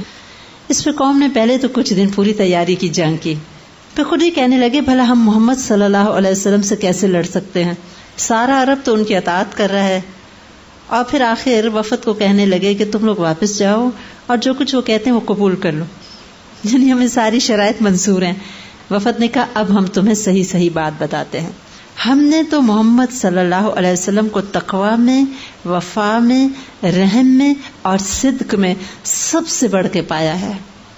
ہم سب کو تو اس سفر سے بڑی برکت حاصل ہوئی اور ہم چاہتے ہیں کہ جو ہمیں حاصل ہوئی تمہیں بھی ہو جائے. قوم کہنے لگی پھر تم لوگوں نے ہم سے یہ بات چھپا کے کیوں رکھی اور ہمیں اتنے سخت غم اور تکلیف میں کیوں ڈالا. انہوں نے کہا ہم چاہتے تھے تم لوگوں کے دلوں میں جو شیطانی غرور ہے وہ اللہ تعالیٰ نکال دے، ہم تو مسلمان ہو ہی چکے ہیں. تو یہ سب سن کے پھر وہ لوگ بھی مسلمان ہو گئے. اور اس کے بعد آپ صلی اللہ علیہ وسلم نے چند دنوں کے بعد حضرت خالد بن ولید رضی اللہ تعالیٰ عنہ کے ہمراہ کچھ لوگوں کو بھیجا کہ اب وہ لات کو گرا دیں. یہ ان کی ربا تھی نا، اس کو دیوی مانتے تھے. ثقیف کے سب مرد و زن انگشت بدنداں تھے، نہ جانے اب ان کے ساتھ کیا ہوتا ہے. اب ہوا یہ کہ مغیرہ بن شعبہ رضی اللہ تعالیٰ عنہ جو انہی کے قوم کے تھے، سب سے پہلے انہوں نے اس کو توڑنے کے لیے تیر چلایا، لیکن جو زور سے تیر کو چلانے کی کوشش کی تو خود گر پڑے. اس سے ثقیف والے کہنے لگے کہ دیکھو اس کو ہمارے نعوذ باللہ دیوی نے دھتکار دیا، یعنی اس کی وجہ سے یہ خود گر گئے، اس کو نہیں گرا سکتے، اور ربا نے اسے قتل کر دیا، یعنی اتنے زور سے گرے مر جائیں گے. اور خوش ہو کے کہنے لگے تم لوگ جو چاہو کرو، اسے نہیں گرا سکتے. ابھی بھی بت کی تقدیس دل میں باقی تھی. مغیرہ بن شعبہ رضی اللہ تعالیٰ عنہ ناراض ہو گئے اور کہنے لگے کہ اے بنو ثقیف تم لوگ تو بہت ہی نادان لوگ ہو، یہ پتھر کا ٹکڑا یہ بھلا کیا کر سکتا ہے. لوگوں اللہ کی عافیت کو قبول کرو اور اسی کی بندگی کرو. پھر مندر کا دروازہ بند کر کے مغیرہ رضی اللہ تعالیٰ عنہ اور باقی مسلمانوں نے اس مندر کا ایک ایک پتھر توڑنا شروع کر دیا. ان کے بت کو بھی توڑا اور سب کچھ جب توڑ دیا وہ لوگ حیرت سے دیکھ رہے تھے کہ ابھی ان پہ کوئی مصیبت آئے گی، اور وہ ٹھیک تھے. جب سارا مندر ٹوٹ گیا تو اس پہ کوئی شخص کہنے لگا کہ اس کی بنیادوں کو اگر انہوں نے چھوا تو برباد ہو جائیں گے، یعنی بنیادیں تو ابھی باقی ہیں. یہ سن کے ان لوگوں نے بنیاد بھی اس کی اکھیڑ دی. اس طرح پھر ان کے دلوں میں اسلام کی ایک محبت اور جو توحید کی ایک قوت ہوتی ہے وہ دل میں پیوست ہو گئی کہ واقعی اللہ ہی ایک ہے اور وہی ہر چیز پہ قادر ہے، اور یہ کچھ نہیں ہے بت، یہ تو بس پتھر کے ٹکڑے ہیں بے جان. آپ صلی اللہ علیہ وسلم کے پاس ایک وفد آیا جس کا نام تھا عبد القیس. آپ صلی اللہ علیہ وسلم نے پوچھا تم کس قوم سے ہو؟ انہوں نے کہا قوم ربیہ سے. پھر آپ صلی اللہ علیہ وسلم نے انہیں خوش آمدید کہا. تو آنے والوں کا انٹروڈکشن کرنا یہ مسنون ہے. آپ کہاں سے آئے ہیں، آپ کون ہیں، اور پھر ان کو ویلکم کرنا، وارمتھ. اور یہی چیز تو لوگوں کا دل جیت لیتی تھی، یہی محبت، امپورٹنس، لوگوں کو توجہ دینا، اس پہ ان کے دل خوش ہو جاتے تھے. اب انہوں نے کہا کہ اللہ کے رسول صلی اللہ علیہ وسلم ہمارے درمیان ایک کافروں کا قبیلہ آباد ہے، ہم صرف شہر حرام ہی میں داخل ہو سکتے ہیں اور آپ کو مل سکتے ہیں، یعنی ہمارے لیے ہر وقت آنا جانا اتنا آسان نہیں، اور ہمارے باقی لوگ بھی ہیں قبیلے میں. تو ہمیں اس طرح سمجھا دیجئے کہ ہم بھی عمل کرتے رہے اور ہماری قوم بھی، یعنی ہمیں تھوڑے وقت میں زیادہ تعلیم ایسی دے دیں کہ پھر ہمیں بار بار آنے کی ضرورت نہ پڑے. آپ نے فرمایا میں 4 چیزوں پر عمل کرنے اور 4 چیزوں سے بچنے کا حکم دیتا ہوں. جن کا حکم دیتا ہوں وہ ہیں، ایک اللہ پہ ایمان لانا، شہادت ادا کرنا، نماز، زکوٰۃ، رمضان کے روزے اور مال غنیمت سے 5واں حصہ نکالنا. پھر 4 چیزیں جن سے بچنے کا حکم ہے. کچھ خاص قسم کے برتن تھے جو یہ لوگ شراب بنانے کے کام لاتے تھے. آپ نے ان برتنوں کا نام لیا جس میں سے ایک کا نام دبا تھا، ایک ختم لاکھی برتن تھا، نقیر یہ لکڑی کا ایک برتن تھا جس میں شراب بناتے تھے. اور اس طرح مختلف برتنوں کا نام لے کے کہا کہ ان سے بچو اور ان باتوں کو یاد رکھو اور پچھلوں کو بھی بتا دو. تو آپ صلی اللہ علیہ وسلم نے نہ صرف یہ کہ شراب کی حرمت بتائی بلکہ کہا کہ وہ مخصوص برتن جو شراب بنانے کے کام آ رہے ہیں ان سے بھی بچو، تاکہ کوئی لیٹیچیوڈ کوئی نہ لے سکے. پوری طرح ان کو روکنے کے لیے کہا. انہوں نے کہا کہ اللہ کے رسول صلی اللہ علیہ وسلم کیا آپ کو معلوم ہے کہ نقیر کیا ہوتی ہے؟ کوئی خاص برتن تھا. آپ نے فرمایا میں جانتا ہوں، کھجور کے درخت میں زخم لگا کر عرق نکالتے ہیں اور اس میں کھجوریں ڈالتے ہیں، اس پہ پانی ڈالتے ہیں، پھر اس میں جوش پیدا ہو جاتا ہے، یعنی ایک الکوہولک سی وہ ڈرنک بن جاتی ہے اور تب پیا جاتا ہے. اور ممکن ہے تم میں سے کوئی اس کے نشے میں اپنا چچا زاد بھائی کو ہی قتل کر دے. اور وہ قوم حیران ہو گئی کیونکہ ان کی قوم کے ایک شخص نے اسی طرح کیا تھا کہ یہ والی شراب پی کے اس نے اپنے چچا زاد بھائی کو نشے میں قتل کر دیا تھا. پھر انہوں نے پوچھا کہ اللہ کے رسول صلی اللہ علیہ وسلم ہم کیسے برتن میں پانی پئیں؟ یعنی یہ لکڑی اور مختلف چیزوں کے برتن تھے جو بناتے تھے، تو اب ہم پانی کس میں پئیں اگر آپ ان برتنوں سے ہمیں روک رہے ہیں؟ تو آپ نے فرمایا تھا مشکوں سے، لیدر کے بیگز. کہنے لگے لیکن ہمارے علاقے میں تو چوہے بہت زیادہ ہیں اور وہ تو اس کو کھا جائیں گے اور وہ تو سالم نہیں رہیں گی. آپ نے فرمایا خاص سالم نہ ہی رہیں، یعنی بے شک چوہے کاٹ جائیں تو پھر اور بنا لو، لیکن ان برتنوں کی اجازت نہیں دی. انہی میں ایک شخص عیسائی تھا، وہ کہنے لگا اگر میں اپنا مذہب چھوڑ کے آپ کے مذہب میں داخل ہو جاؤں تو کیا آپ میرے ضامن بنتے؟ یعنی قیامت کے دن میں آگ سے بچ جاؤں گا؟ آپ نے فرمایا ہاں میں ضامن بنتا ہوں، کیونکہ جس مذہب کی میں دعوت دے رہا ہوں یہ اس سے بہتر ہے جس پر تم اب ہو. تو وہ وہیں پہ مسلمان ہو گیا تھا، وہ عیسائی. پھر سمامہ بن اسال رضی اللہ تعالی عنہ جو کہ نجد کے ایک علاقے کے سردار تھے، اور جب انہوں نے اسلام قبول کیا تو ان کی کوششوں سے ایک قبیلہ بنو حنیفہ بھی مسلمان ہو گیا. اب افسوس ہے کہ اسی قبیلے کے ساتھ مسلمہ کذاب بھی آ گیا، اور آپ صلی اللہ علیہ وسلم کی سب تعلیمات سننے کے باوجود کہنے لگا کہ میں بیعت تو کروں گا اس شرط ہے کہ آپ صلی اللہ علیہ وسلم مجھے اپنا جانشین بنا دیں، یعنی کہ آپ کے بعد میں نبی ہوں گا. آپ کے ہاتھ میں کھجور کی ایک چھڑی تھی، آپ نے فرمایا میں تو اس کو اس چھڑی دینے کی شرط پر بھی بیعت نہیں کرتا. یعنی نبوت اور عرب کی حکومت تو بہت بڑی بات، ایک کھجور کی چھڑی بھی اگر یہ کہے تو اس شرط پہ میں اس کی بیعت نہیں لیتا. اور پھر آپ صلی اللہ علیہ وسلم نے اپنا خواب سنایا کہ آپ نے خواب میں دیکھا کہ آپ کے ہاتھ میں سونے کے 2 کنگن ہیں اور جو آپ کو بہت ناگوار گزرے تو آپ کو خواب میں کہا گیا کہ آپ پھونک سے ان کو اڑا دیجئے. تو آپ صلی اللہ علیہ وسلم نے خواب میں ہی پھونکا تو وہ دونوں کنگن اڑ گئے تھے. اور آپ نے فرمایا تھا کہ میں خیال کرتا ہوں کہ ان سے مراد مسلمہ اور انسی ہیں. انسی بھی ایک شخص تھا جس نے آپ صلی اللہ علیہ وسلم کے بعد نبوت کا دعویٰ کیا تھا، جھوٹی نبوت کا، اور مسلمہ کذاب نے بھی کیا تھا. اور پھر ابو بکر صدیق رضی اللہ تعالی عنہ کے دور خلافت میں مسلمہ کذاب مارا گیا تھا. اس نے آپ صلی اللہ علیہ وسلم کو ایک خط بھی لکھا تھا، اور لکھا تھا من مسلمہ رسول اللہ الی محمد رسول اللہ صلی اللہ علیہ وسلم، یعنی ایک نعوذ باللہ اللہ کے رسول مسلمہ کی طرف سے اللہ کے رسول محمد صلی اللہ علیہ وسلم کو خط، یعنی خود ہی اپنے آپ کو رسول بھی ڈکلیئر کر دیا آپ صلی اللہ علیہ وسلم کے آخری دور میں. اور پھر لکھا تھا کہ واضح ہو کہ نصف زمین ہماری ہے اور نصف قریش کی، مگر قریش انصاف نہیں کرتے، آپ پر سلام ہو. یعنی زمین تو میری ہے، آپ مجھے دے نہیں رہے. آپ صلی اللہ علیہ وسلم نے اس کو جواب میں لکھا تھا بسم اللہ الرحمن الرحیم من محمد النبی صلی اللہ علیہ وسلم الی مسلمۃ الکذاب اما بعد فإن الارض للہ یورثها من یشاء من عباده والعاقبۃ للمتقین والسلام علی من اتبع الہدی. بسم اللہ الرحمن الرحیم کے بعد لکھا کہ اللہ کے نبی محمد صلی اللہ علیہ وسلم کی طرف سے مسلمہ کذاب کے لیے، کذاب اس کا نام پڑ گیا، بہت سخت جھوٹا. واضح ہو کہ زمین اللہ کی ہے اور وہ اپنے بندوں میں سے جسے چاہے وارث بنا دے، اور عاقبت تو خدا ترس لوگوں کے لیے ہے، اور سلام ہو اس پر جو سیدھی راہ پہ چلتا ہے. لیکن وہ بد نصیب نہ مانا تھا، اور پھر بعد میں جنگ یمامہ ہوئی تھی جس میں یہ آخرکار مارا گیا. مختلف وفود آتے رہے، انہی میں سے اہل یمن کا ایک وفد آیا، اور یہ قبیلہ عشریہ تھا. آپ صلی اللہ علیہ وسلم نے ان کو پسند فرمایا تھا. آپ نے فرمایا تھا اہل یمن آئے جن کے دل نہایت نرم اور ضعیف ہیں، ایمان یمنیوں کا ہے اور حکمت یمنیوں کی، مسکنت بکریوں والوں میں، فخر اور غرور اونٹ والوں میں جو مشرق کی طرف رہتے ہیں.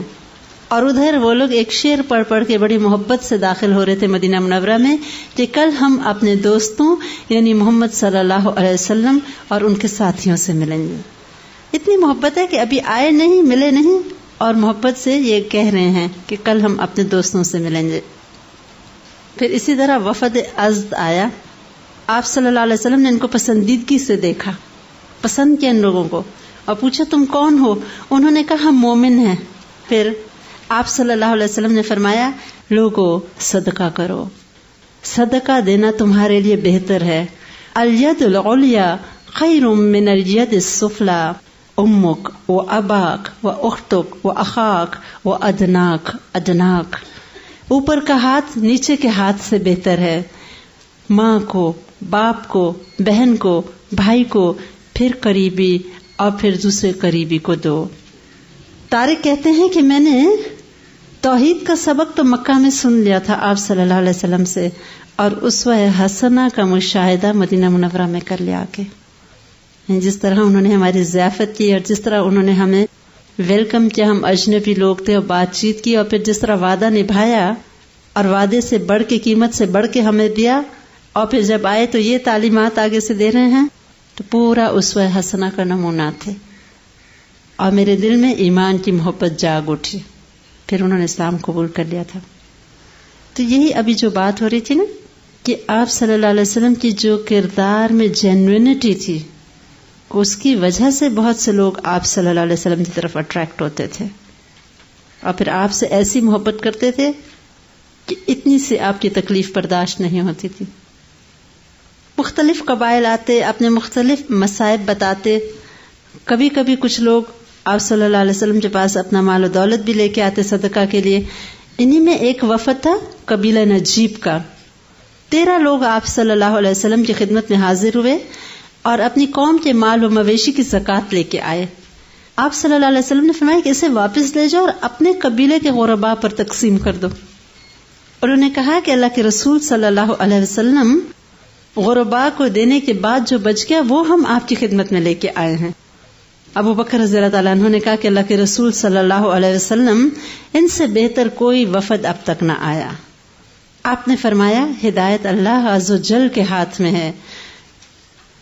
اللہ جس کی بہتری چاہتا ہے اس کے سینے کو ایمان کے لیے کھول دیتا ہے. ان لوگوں نے آپ صلی اللہ علیہ وسلم سے چند باتوں کے متعلق سوالات کیے. آپ نے ان کو جوابات لکھوا کے دیے. پھر قرآن اور سنت سیکھنے میں یہ لوگ بہت ہی راغب تھے. حضرت بلال رضی اللہ تعالی عنہ کو خاص طور پہ ان کی تواضع کے لیے مقرر کیا ہوا تھا. جو مہمان آتے تھے آپ صلی اللہ علیہ وسلم ان کی خاطر مدارت کیا کرتے تھے، اور حضرت بلال رضی اللہ تعالی عنہ آفیشلی اس کام کے لیے مقرر تھے کہ لوگوں کے کھانے پینے کا انتظام کریں. اور وہ فرماتے تھے کہ مہمان میرے حوالے ہو جاتے تھے، اور حال یہ ہوتا تھا کہ کبھی کبھی کچھ بھی نہیں ہوتا تھا، تو پھر میں جا کے قرض لے کے ان کی خاطر مدارت کا بندوبست کیا کرتا تھا. اور فرماتے ہیں ایک مرتبہ یہ حال ہو گیا کہ میں نے قرض لیا اور کسی طرح ادائیگی کی کوئی صورت ہی نہیں تھی، یعنی کہیں سے کوئی مال ہی نہیں تھا کہ ان کو ادا کیا جاتا، کہ آخر وہ مشرک ابھی ہانہ کی ادائیگی میں 4 دن رہتے تھے. بڑا خوش آیا اور مجھے کہنے لگا کہ 2-3 دنوں کی ہی بات ہے، پھر تم میرے غلام ہوگے اور میری بکریاں چرا رہے ہوگے، یعنی اگر تم نے مال نہ دیا تو پھر میں تمہیں ہی لے لوں گا اس کے بدلے میں. تو کہتے میں بہت پریشانی میں آپ صلی اللہ علیہ وسلم کے پاس گیا. میں کہا اللہ کے رسول کیا ہوگا، کوئی صورت نہیں ہے قرض کی ادائیگی کی، اور اگر آپ اجازت دیں تو میں سفر کر کے یہاں سے کہیں چلا جاؤں، حتیٰ کہ اللہ تعالیٰ کوئی سبب بنا دے ادائیگی کا اور میں پھر آ جاؤں گا. آپ صلی اللہ علیہ وسلم خاموش ہو گئے تھے. حضرت بلال کہتے تھے کہ میری نیندیں اڑ گئیں یہ سوچ کے کہ میں پھر غلامی میں چلا جاؤں گا اور آپ صلی اللہ علیہ وسلم سے دور ہو جاؤں گا. کہتے میں نے تو سفر کا تھیلا اپنا تیار کر لیا اور سرہانے رکھ کے سو گیا کہ یعنی اب جو ہو سو ہو، میں نکل جاؤں گا، میں غلام نہیں بن سکتا. کہتے ہیں صبح ہوئی آپ صلی اللہ علیہ وسلم کی خدمت میں گیا. آپ صلی اللہ علیہ وسلم کا چہرہ مبارک دمک رہا تھا اور فرمایا کہ دیکھو فدق کے سردار نے 4 اونٹ سامان کے لدے ہوئے بھیجے ہیں، جاؤ ان کو بیچو اور اپنی ادائیگی کی رقم کا انتظام کرو. اب کہتے ہیں ان کو بیچ کے پوری رقم ادا ہوئی اور اللہ کا شکر میں نے ادا کیا کہ میں پھر مصیبت میں جانے سے بچ گیا. لیکن آپ تواضع میں دیکھیں کہ کمی نہیں آ رہی. یہ نہیں کہا گیا کہ اب نہیں ہے تو مہمان جیسے ہم بھوکے ہیں یہ بھی بیٹھے رہیں. اور آپ صلی اللہ علیہ وسلم کبھی کبھی صحابہ کرام کو کہتے تھے کون ہے جو مہمان کو اپنے گھر لے جائے. اور صحابہ کرام کا حال کیا ہوتا تھا؟ اپنے گھروں میں کچھ نہیں تھا. ایک مرتبہ ایک انصاری صحابی کے پاس اسی طرح انہوں نے آگے بڑھ کے مہمان کو لے لیا اور اپنے گھر لے گئے. تو گھر گئے تو بیوی سے پوچھا کھانے کو کچھ ہے؟ انہوں نے کہا وہ تو بس اتنا ہی تھا کہ ہم اور بچے کھا لیتے. تو آپ نے فرمایا تھا کوئی بات نہیں، چراغ بجھا دو اور کھانا لے آؤ. اور خود بیٹھ کے اس مہمان کے ساتھ ایسے منہ چلانے لگے اندھیرے میں جیسے میں بھی کھا رہا ہوں، حالانکہ کھا نہیں رہے تھے تاکہ مہمان پیٹ بھر کے کھا لے. اور یہ ادا اللہ تعالیٰ کو ایسی پسند آئی کہ ان کی تعریف میں آیت مبارک نازل ہو گئی. وَيُؤْثِرُونَ عَلَىٰ أَنفُسِهِمْ، وہ دوسروں کو اپنے اوپر ترجیح دیتے ہیں اگرچہ ان کو خود بھی بھوک ہو. اور یہی حال صحابہ کرام کا تھا. وفد نجیب کی خوب خاطر ہو رہی تھی، لیکن صحابہ کرام نے محسوس کیا کہ انہیں واپس جانے کی بڑی بے چینی ہے. تو صحابہ نے پوچھا کہ آپ یہاں سے جانے کے لیے کیوں پریشان ہیں؟ انہوں نے کہا ہمارے دل میں جوش ہے کہ جو کچھ ہم نے آپ صلی اللہ علیہ وسلم کے دیدار سے فائدے حاصل کیے اور جو گفتار سے ہمیں فیض پہنچا اور جو برکتیں اور فائدے ہمیں ملے ہیں، ہم اس کی اطلاع جلد سے جلد جا کے اپنی قوم کو دیں. آپ صلی اللہ علیہ وسلم نے ان کو تحائف دیے اور محبت سے رخصت کرتے ہوئے پوچھا کہ کیا تم میں سے کوئی اور بھی باقی رہ گیا؟ اور ایک اور روایت میں آتا ہے کہ آپ صلی اللہ علیہ وسلم ان کا دل بہلاتے تھے، ان سے پوچھتے تھے اچھا تمہارے گھر میں کون کون ہے، تاکہ وہ اپنے گھر والوں کی باتیں کریں اور ان کا دل خوش ہو. تو پھر ان سے جاتے ہوئے پوچھا کہ کوئی اور تم لوگوں میں سے باقی تو نہیں رہ گیا؟ انہوں نے کہا ہاں اللہ کے رسول، ہمارے ساتھ ایک نوجوان لڑکا بھی ہے جسے ہم نے اپنے مال و اسباب کے پاس چھوڑا ہوا ہے، یعنی ذرا باہر کر کے جو ہمارا سامان ہے اس کے پاس ہے، وہ حفاظت کے لیے. آپ نے فرمایا اسے بھی بھیج دینا. وہ حاضر ہوا نوجوان تو آپ صلی اللہ علیہ وسلم کو کہنے لگا کہ اللہ کے رسول صلی اللہ علیہ وسلم، آپ نے میری قوم پہ بہت لطف اور رحمت کی ہے، مجھے بھی کچھ عطا کیجیے. آپ نے فرمایا تمہیں کیا چاہیے؟ وہ نوجوان کہتا ہے کہ میرا مدعا اپنی قوم کے مدعا سے الگ ہے، یعنی میرے دل میں کوئی اور ہی خواہش ہے. کہنے لگا اگرچہ میں جانتا ہوں کہ وہ لوگ یہاں اسلام کی محبت سے آئے اور صدقات کا مال بھی لائے، لیکن میرا مدعا ان سے مختلف ہے. آپ نے پوچھا تم کیا چاہتے ہو؟ کہنے لگا میں اپنے گھر سے صرف اس لیے آیا تھا کہ آپ میرے لیے دعا فرمائیں، اللہ مجھے بخش دے، مجھ پہ رحم کرے اور میرے دل کو غنی کر دے. نبی صلی اللہ علیہ وسلم نے اس کے حق میں یہی دعا کی. اور 10 ہجری کو جب آپ صلی اللہ علیہ وسلم نے آخری حج کیا تو اس قبیلے کے لوگ بھی حج میں آئے، آپ سے ملے. آپ نے پوچھا اس نوجوان کی کیا خبر ہے؟ لوگوں نے کہا اللہ کے رسول صلی اللہ علیہ وسلم اس جیسا انسان تو کبھی دیکھنے میں ہی نہیں آیا، اس جیسا قانے تو کوئی سنا ہی نہیں گیا. اگر دنیا بھر کی دولت اس کے سامنے تقسیم ہو رہی ہو تو وہ نظر بھی اٹھا کے نہیں دیکھتا.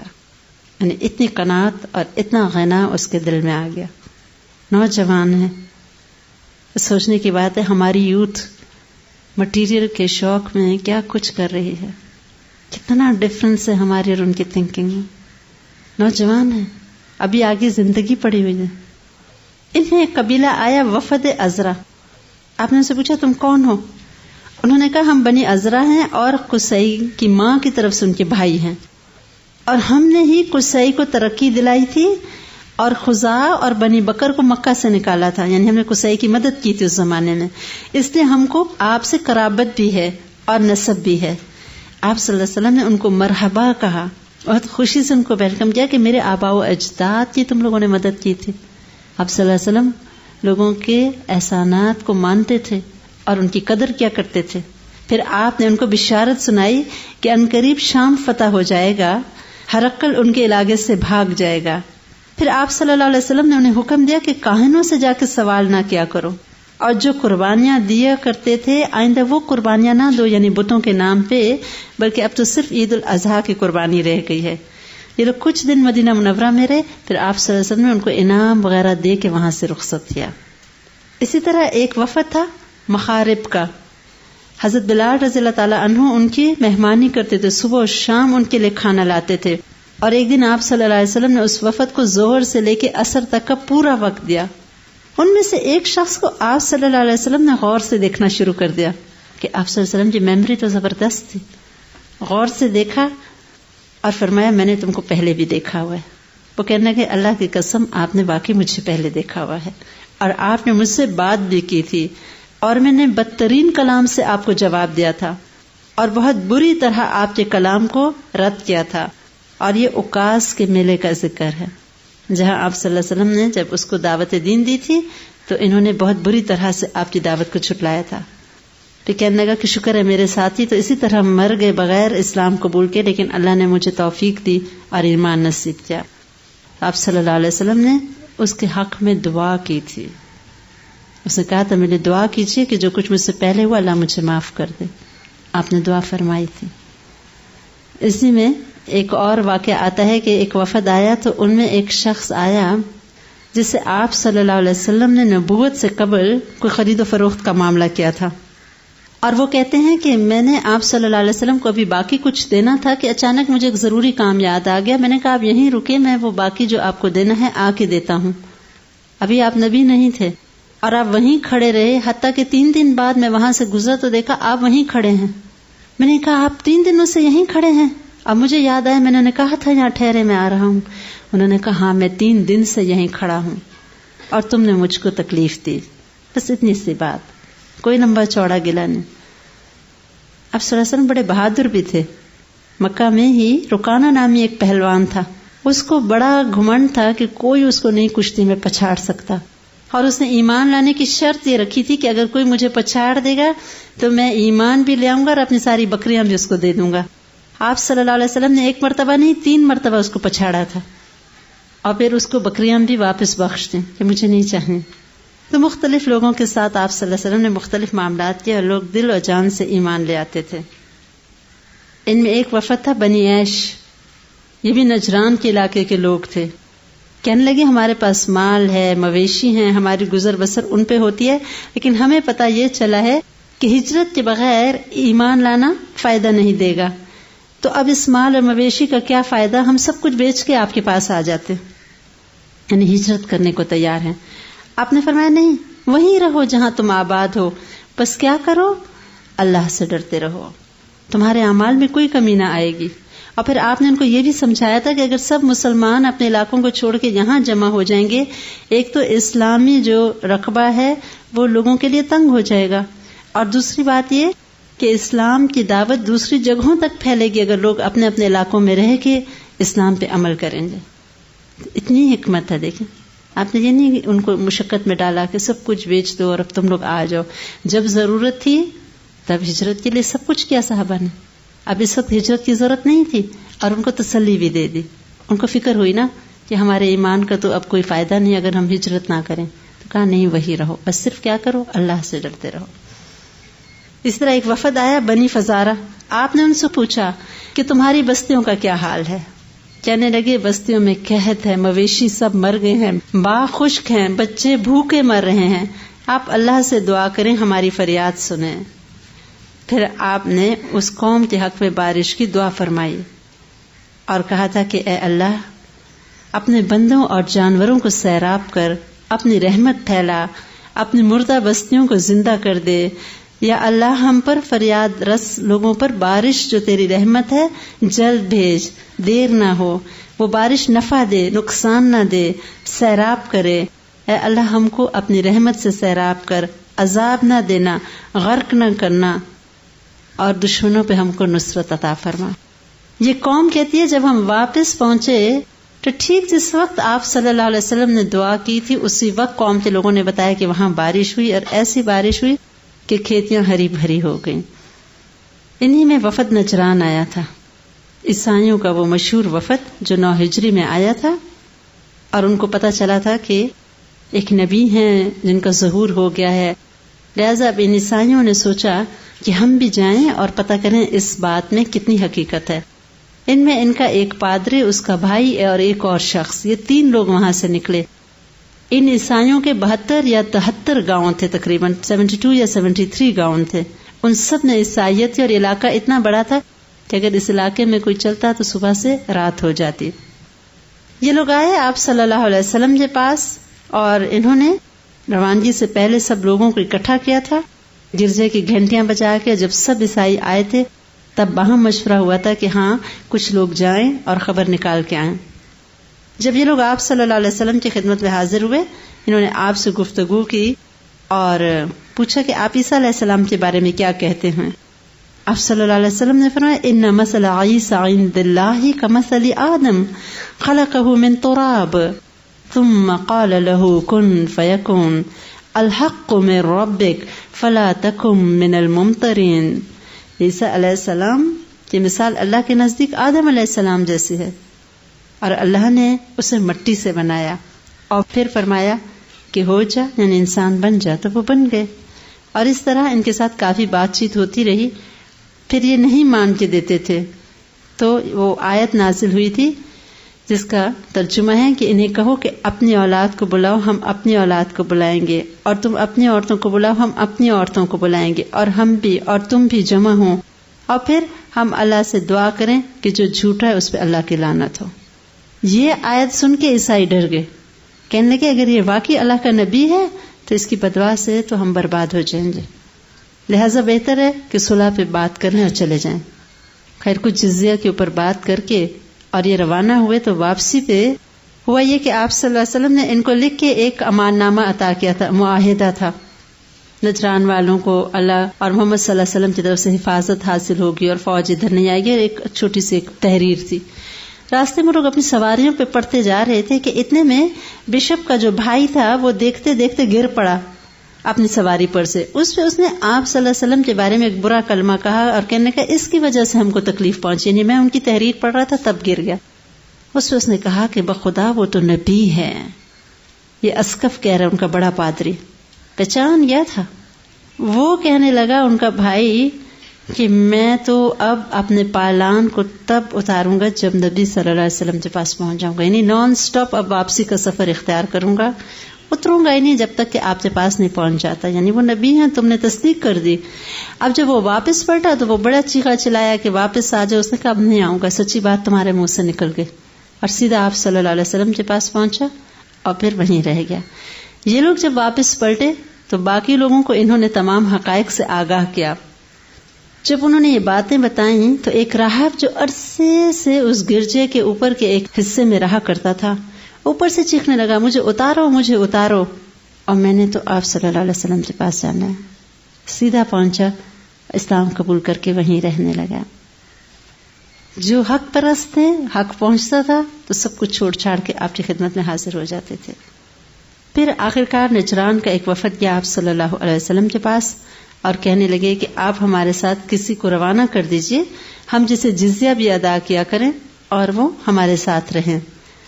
آپ صلی اللہ علیہ وسلم نے فرمایا تھا کہ میں کل تمہارے ہمراہ ایک ایسے شخص کو روانہ کروں گا کہ وہ امین ہے، امین ہے، امین ہے. 3 مرتبہ فرمایا تھا.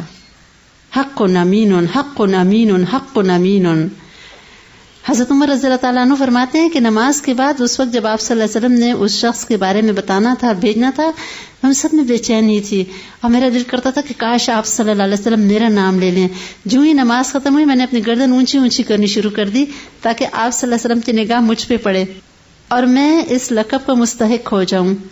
لیکن آپ نے ابو عبیدہ بن جراح رضی اللہ تعالیٰ عنہ کو پکارا. اس طرح ان کا لقب امین الامت پڑ گیا تھا.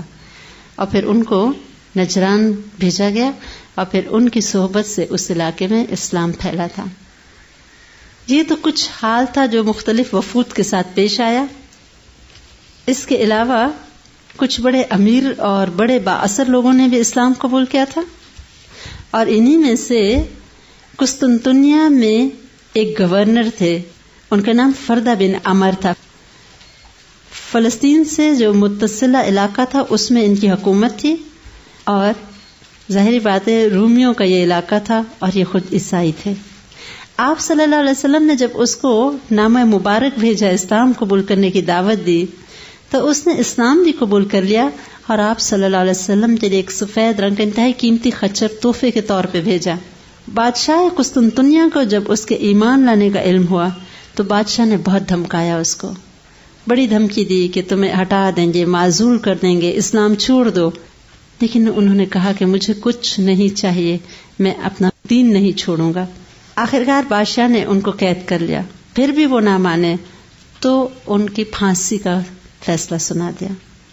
انہوں نے پھانسی قبول کر لی، اسلام سے نہیں ہٹے، اور آخر وقت تک کہتے تھے میں نے اپنے رب کے حوالے اپنے آپ کو کر دیا، اسلام بھی لے آیا اور اللہ کی خاطر یہ موت قبول ہے، نہ دولت کی پرواہ کی، نہ اپنے اسٹیٹس کی پرواہ کی، نہ ہی کسی پریشر کو قبول کیا، ثابت قدمی سے جمے رہے۔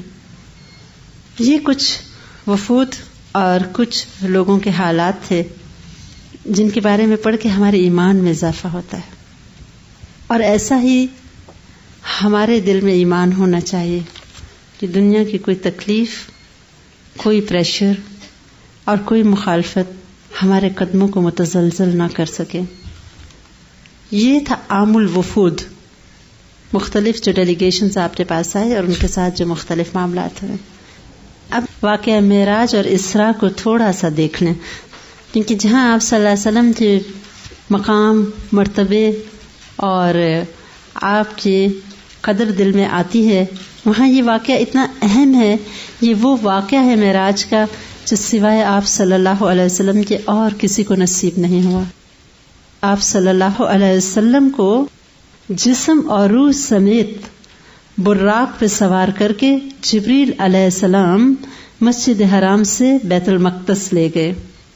آپ صلی اللہ علیہ وسلم نے بیت المقدس میں انبیاء علیہ السلام کی امامت کی، اور یہ ایک سائن تھا کہ آپ کی شریعت ہی اب فائنل شریعت ہے اور یہی مکمل دین ہے۔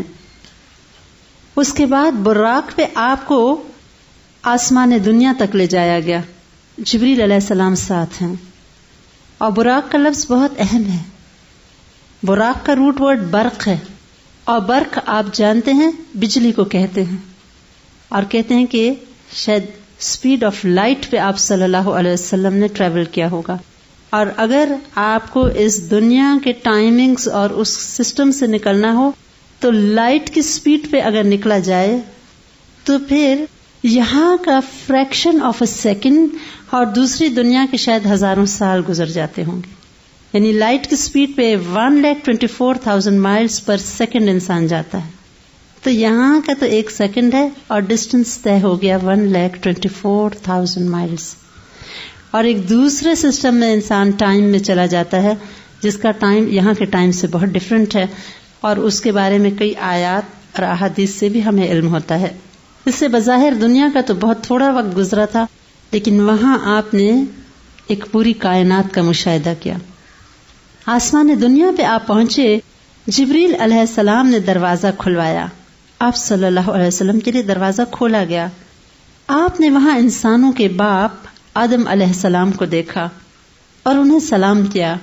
انہوں نے آپ کو مرحبا کہا، سلام کا جواب دیا، آپ کی نبوت کا اقرار کیا۔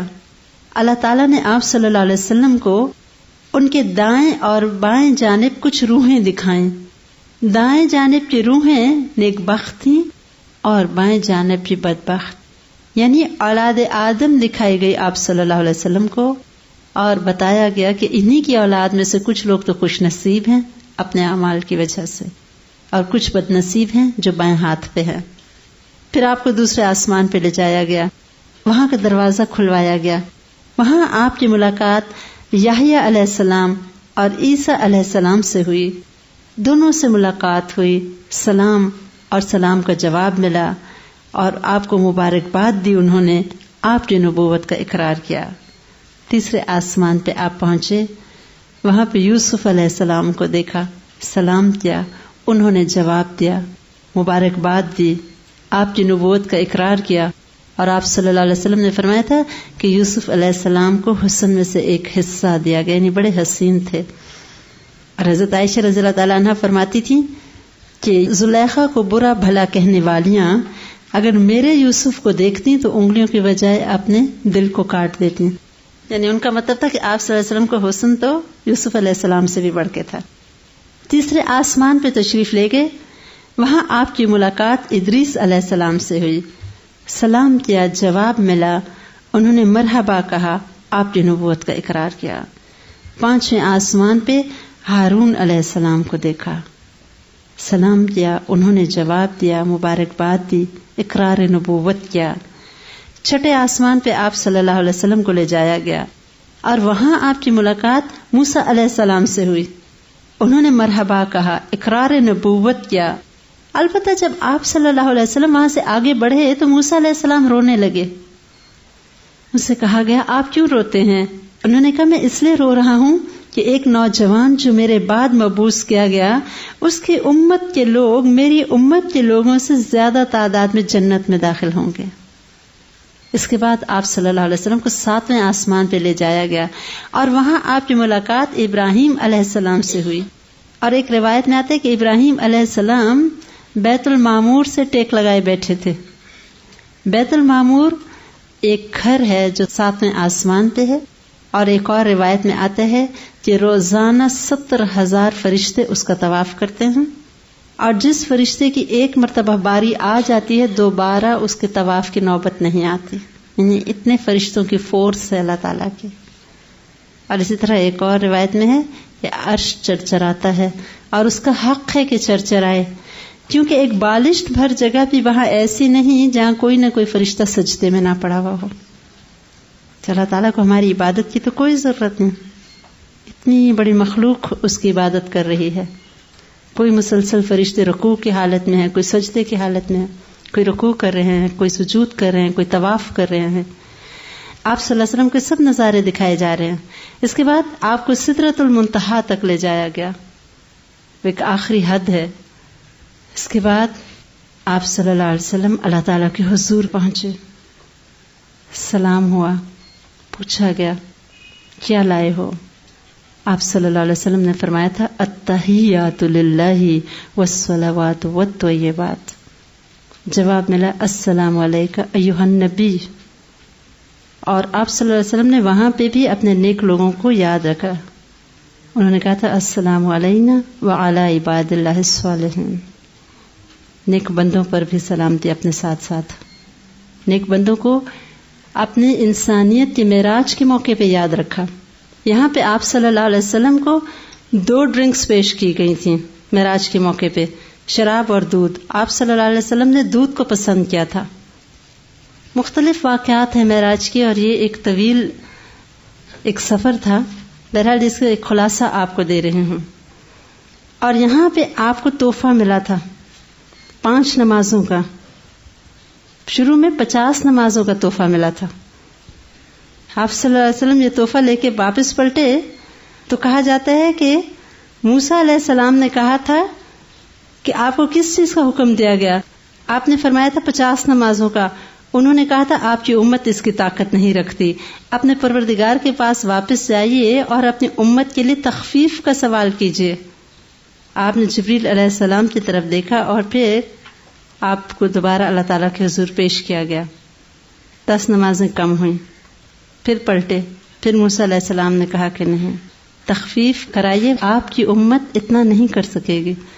پھر مزید 10 نمازیں کم ہوئیں، پھر آپ لوٹے، پھر مزید کم کرائی گئی، حتیٰ کہ رہتے رہتے 5 ہو گئی۔ البتہ یہ کہا گیا تھا کہ ان کا اجر و ثواب 50 کے ہی برابر ہے۔ اس کے بعد آپ کو جنت اور جہنم بھی دکھائی گئی۔ آپ صلی اللہ علیہ وسلم نے جبریل علیہ السلام کو ان کی اصلی شکل میں بھی دیکھا تھا۔ ایک مرتبہ زمین پہ دیکھا تھا اور ایک مرتبہ سدرۃ المنتہا کے پاس دیکھا تھا۔ کچھ لوگوں کو دیکھا گیا، ان کی سزائیں ایسی شدید تھیں کہ روح کانپ اٹھتی ہے۔ آپ نے مالک کو دیکھا جو جہنم کا داروغہ تھا، وہ ہنستا ہی نہیں تھا اور نہ اس کے چہرے پہ خوشی اور بشاشت تھی۔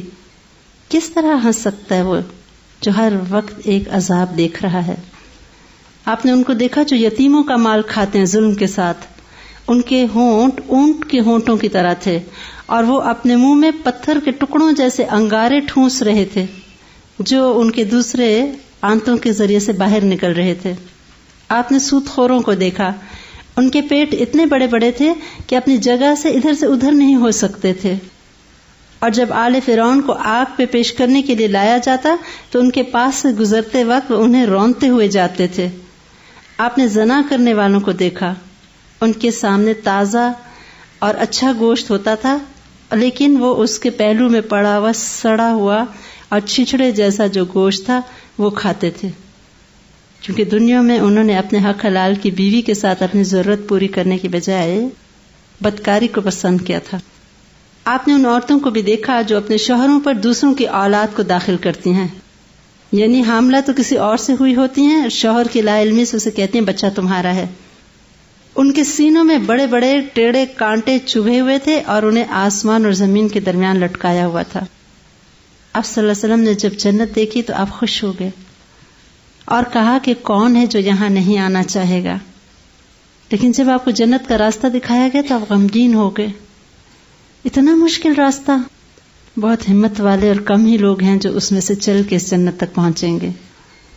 جہنم کا راستہ انتہائی خوشنما اور انجام انتہائی اذیت ناک.